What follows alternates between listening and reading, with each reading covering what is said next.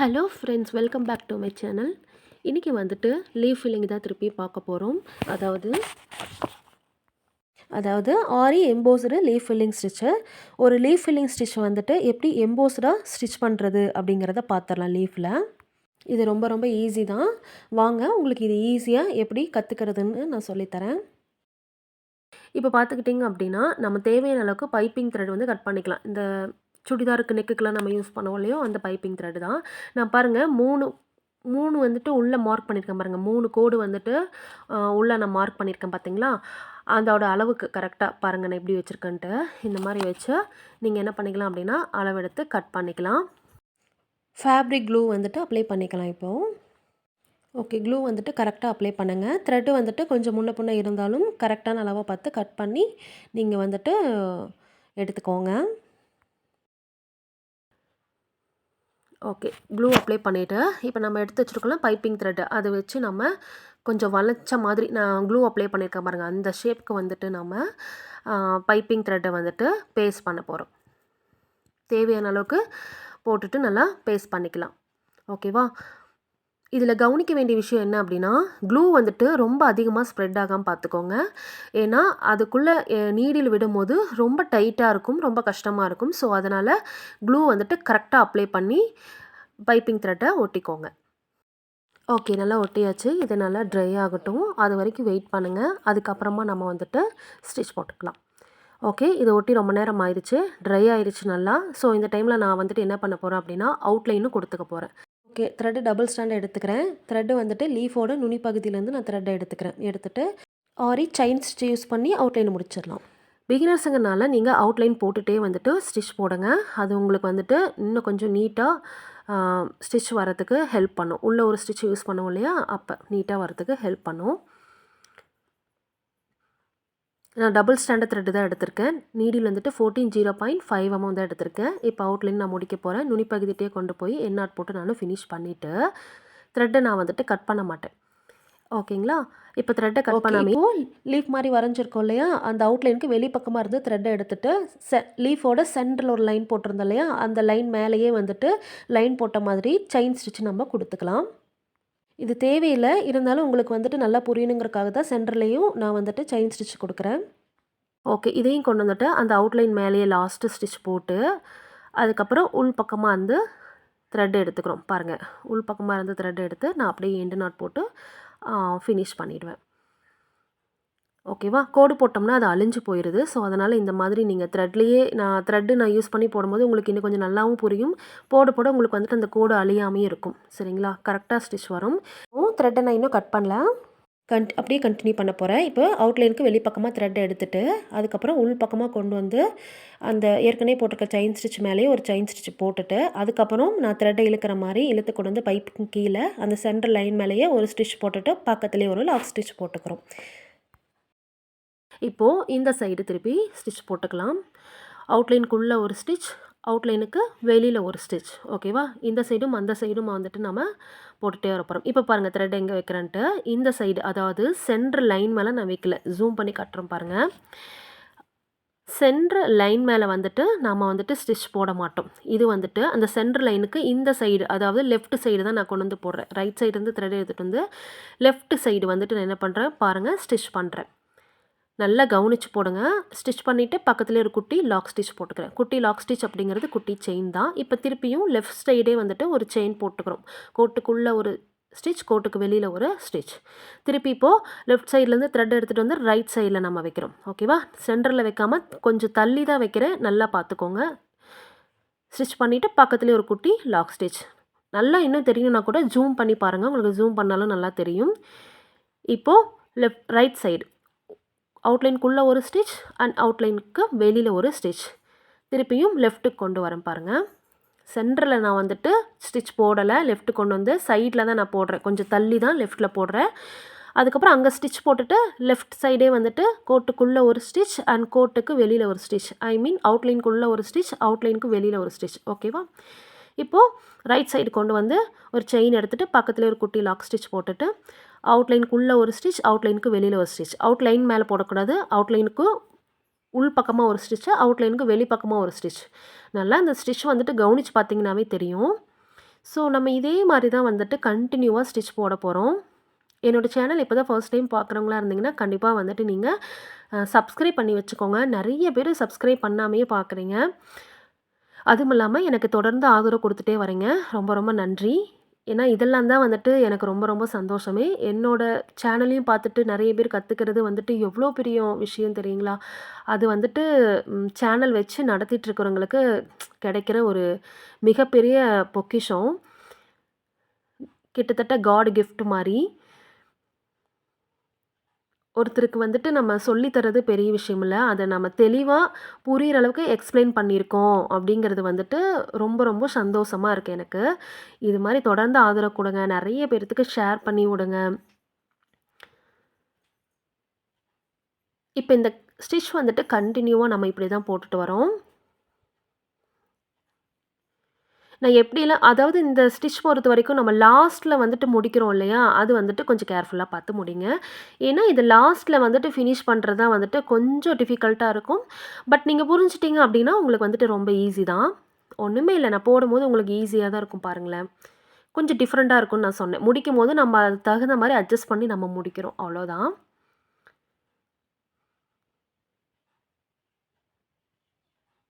நெறைய பேர் வந்துட்டு டவுட் எப்படி கேட்கிறதுன்னு கேட்குறீங்க. கமெண்ட் பாக்ஸ்லயே சொல்லுங்க. என்ன டவுட்டா இருந்தாலும் நான் உங்களுக்கு கண்டிப்பா ரிப்ளை பண்ணிக்கிறேன். பிகினர்ஸா இருக்கீங்க அப்படின்னா, கண்டிப்பா வந்துட்டு அவுட்லைன் போட்டு இந்த ஸ்டிச் போட்டு பழகுங்க. டெய்லி ஒரு 2 மணி நேரமாவது இதுக்காக நீங்க ஒதுக்கி, கொஞ்சம் ஸ்டிச் போடுங்க. பிராக்டிஸ் ஆகுற வரைக்கும். பிராக்டிஸ் ஆயிடுச்சுன்னா, உங்களுக்கு வந்துட்டு நல்ல ஈஸியா தான் இருக்கும். அதாவது எந்த ஒரு செயலுமே நம்ம வழக்கத்துல இருந்தா மட்டும் தான் நம்மளால ஈஸியா பண்ண முடியும். நல்லா பழகுனவங்களே கொஞ்ச நாள் போடாம விட்டுட்டாங்க அப்படின்னா, அவங்களுக்கே வந்துட்டு தடுமாறும்.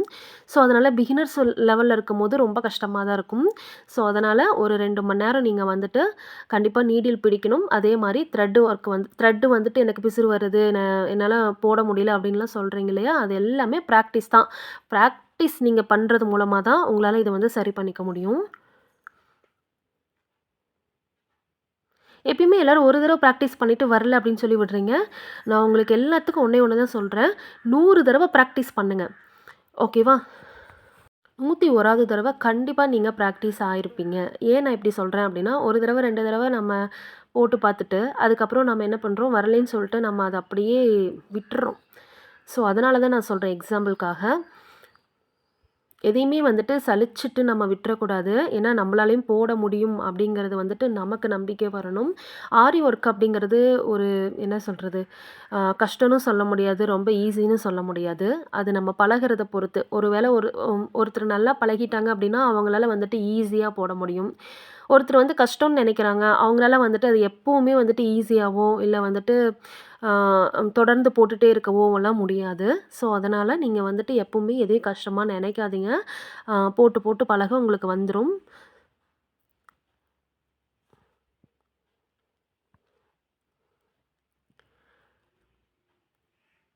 ஸ்டிச் வந்துட்டு நம்ம எப்படி போடுறோங்கிறத நல்லா கவனிச்சே பார்த்துட்டு வாங்க. இப்ப பாதி வரைக்கும் நம்ம வந்துட்டோம். உங்களுக்கு நல்லா தெரிஞ்சிருக்கும்னு நெனைக்கிறேன். முக்காவாசி நம்ம முடிக்க போறோம். இப்பவே உங்களுக்கு தெரிஞ்சிருக்கும். ஒரு ஐடியா கிடைச்சிருக்கும். எந்த அளவுக்கு சென்டர் லைனுக்கு தள்ளி நம்ம ஸ்டிச் போட்டுட்ருக்கோம் அப்படின்ட்டு. நான் வந்துட்டு பென்சில்ல வரைஞ்சு நான் போட்டுட்டு போயிருவேன். எனக்கு தெரியும். பட் கேமரால வந்துட்டு தெரிய மாட்டேங்குது. அது இல்லாம ஒரு சில டைம் வந்துட்டு அழிஞ்சு போயிரும். ஸோ, அதனால தான் நான் வந்துட்டு இந்த மாரி த்ரெட்ல நான் குடுத்து காமிக்கிறேன் உங்களுக்கு. இன்னும் கொஞ்சம் ஈஸியா இருக்கும். அதனால. அந்த சைட்ல ஹோல்ஸ் வரதெல்லாம் நீங்க கவலைப்பட வேணாம். அதெல்லாமே நம்ம பீடு குடுத்து சரி பண்ணிக்கலாம். சும்மா நம்ம போடுற ஷேப்ல லைட்டா முன்ன பின்ன இருந்தா பிரச்சனை கிடையாது. நம்ம அவுட்லைனா பீடு குடுக்கும்போது அது ஹைட் ஆயிக்கும் டெஃபினட்டா. பட் நீங்க ரொம்பவுமே நீங்க ஷேப்ப மாத்திட்டீங்க அப்டின்னா, நீங்க என்னதான் பீடு குடுத்து ஹைட் பண்ணாலும், அது நல்லாவே உங்களுக்கு வந்துட்டு எடுத்து காமிச்சுரும்.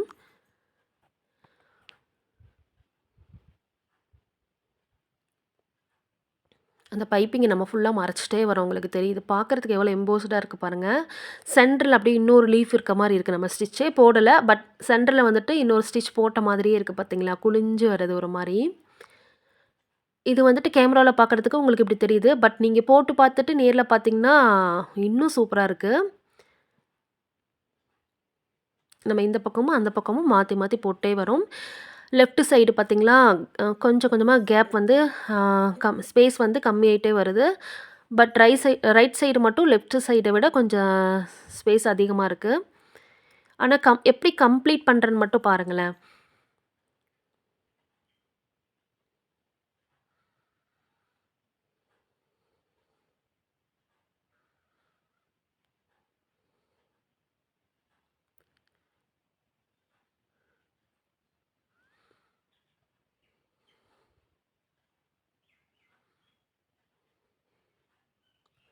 த்ரெட் மட்டும் இடையில கட் ஆகாம பார்த்துக்கோங்க. இந்த இந்த மாரி லீஃப் ஃபில்லிங்கில குடுக்கும்போது.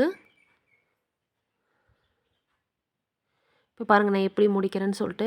இப்போ இந்த இடத்துல தான் நீங்க கவனமா கவனிக்கணும். நான் எப்படி முடிக்கிறேன்ட்டு பாருங்க. இப்போ இந்த சைடு ஸ்பேஸ் அதிகமா இருக்கு. ஆனா, அதாவது ரைட் சைடு ஸ்பேஸ் இருக்கு. லெஃப்ட் சைடு வந்துட்டு இல்ல முடிய போது.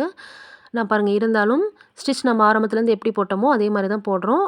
லாஸ்ட்டா வந்துட்டு உள்ள ஒரு ஸ்டிச் குடுத்துட்டு வெளியில ஒண்ணு குடுப்போம் இல்லையா? அதே மாரி குடுத்துட்டே வரேன் பாருங்க.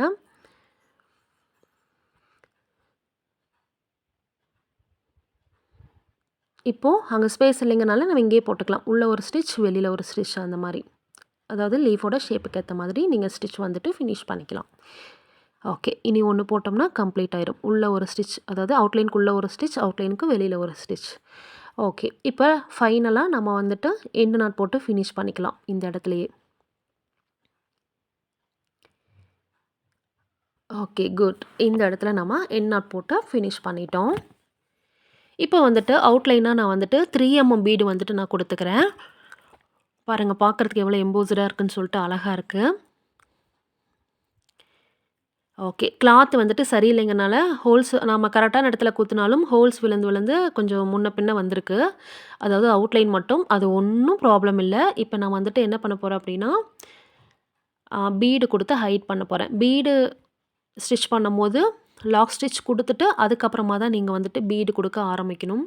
நான் 3 பீடே குடுத்து ஸ்டிச் பண்ணிக்கிட்டேன். பீடெல்லாம் வந்துட்டு அ இந்த மாதிரி திலகம் ஷேப்ல அ ச இந்த மாதிரி ஷேப்லலாம் வந்துட்டு நம்ம எப்படி குடுக்கணும் அப்படிங்கிறதெல்லாம் நான் தனி வீடியோவாவே போட்டிருக்கேன். பீடு எப்படி ஸ்டிச் பண்ணுறதுன்னு சொல்லிட்டு. ஸோ, அதனால அந்த வீடியோ போய் செக் பண்ணி பாருங்க. உங்களுக்கு ஒரு ஐடியா கிடைக்கும். அந்த ஷார்ப் எட்ஜ் கிட்டலாம் நம்ம எப்படி பீடு குடுக்கும்போது ஷார்ப்பா வரணும் அப்படிங்கிறது எல்லாமே நான் உங்களுக்கு தெளிவா சொல்லிக் குடுத்துருக்கேன். ஸோ, அதனால பார்க்காதவங்க யாராவது இருந்தீங்கன்னா, கண்டிப்பா அதையும் போய் செக் பண்ணி பார்த்துக்கோங்க. கண்டிப்பா உங்களுக்கு ஒரு ஐடியா கிடைக்கும். இப்ப ஆல்மோஸ்ட் நம்ம முடிக்க போறோம்.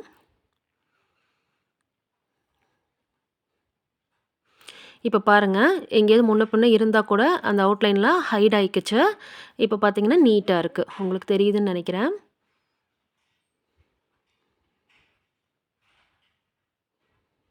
ஓகே. எண்ட் நாட் போட்டு நம்ம ஃபினிஷ் பண்ணிட்டோம். பார்க்கறதுக்கு ரொம்ப அழகா இருக்கு. ஓகே ஃப்ரெண்ட்ஸ், இந்த வீடியோ உங்களுக்கு ரொம்ப பிடிச்சிருக்கும், ரொம்ப புரிஞ்சிருக்கும்னு நெனைக்கிறேன். கண்டிப்பா எந்த அளவுக்கு நீங்க பிராக்டிஸ் பண்றீங்கங்கிறத எனக்கு கமெண்ட் பண்ணுங்க. அண்ட் மறக்காம என்னோட சேனலுக்கு சப்ஸ்கிரைப் பண்ணிக்கோங்க. லைக் பண்ணுங்க, ஷேர் பண்ணுங்க. And bye friends.